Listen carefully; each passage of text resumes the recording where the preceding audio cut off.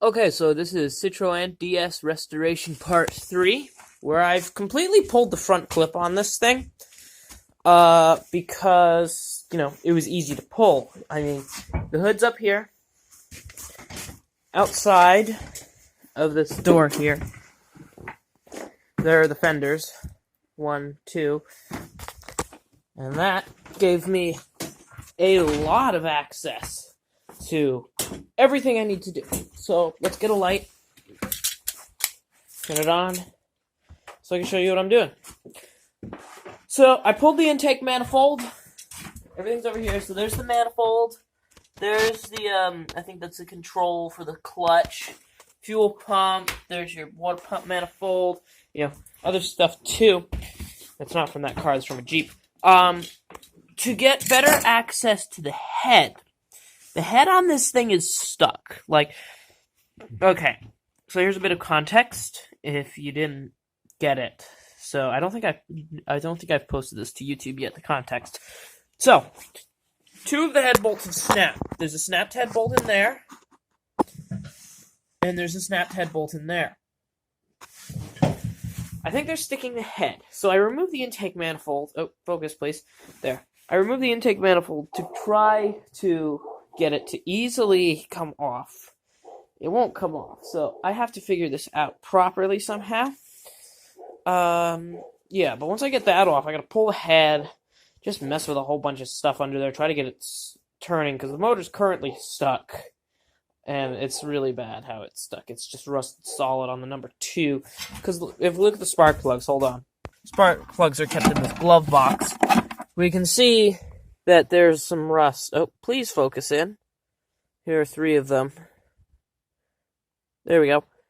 We can see that there's a bunch of rust on the end, but it's not that bad. So I think, yeah, it just comes off with your finger. So there's another one down in there too, along with pencils and fuses. So I think those should be able to work. But I know it's number 2 because the fluid that was, I think it was acetone and ATF, and I put some Marble Mystery Oil in there too, soaked through 1, 3, and 4, but stayed in number 2 for a while until I added more, a couple weeks ago.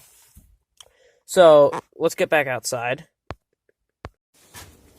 Finally got that door open, by the way. That's been frozen since October. But, yeah, so I just gotta get this head pulled soon. That should be the next part. I've been saying that for the last 3 parts, I think. Last 2 parts, this should be the next part, head pull. But this time I probably mean it. So maybe next time, maybe even later today I'll be able to pull the head, but I don't know. Oh, maybe. I got the car in the garage now. I should be able to get this head pulled. But it's just complicated. All the hydraulic lines. Look at how... I'm terrified of brake lines making them. Because, they're just stupid to make with the brake fluid that hurts. LHM doesn't hurt, actually. Alright, the camera cut off there for some reason, but as I was saying, this car is a nightmare of hydraulic lines and brake lines. Now, I don't really like making brake lines because I hate brake fluid. It gets all over your hands, it gets in your hair, and it's just awful. But because of the way it feels, it just makes everything dry and hurt.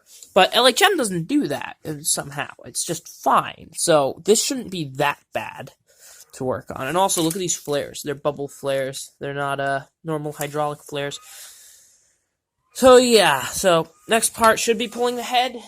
If it's not, it will be something else. I don't know, but I'm really hoping it's pull the head, because I've had this car almost 3 months, and it's still not pulled.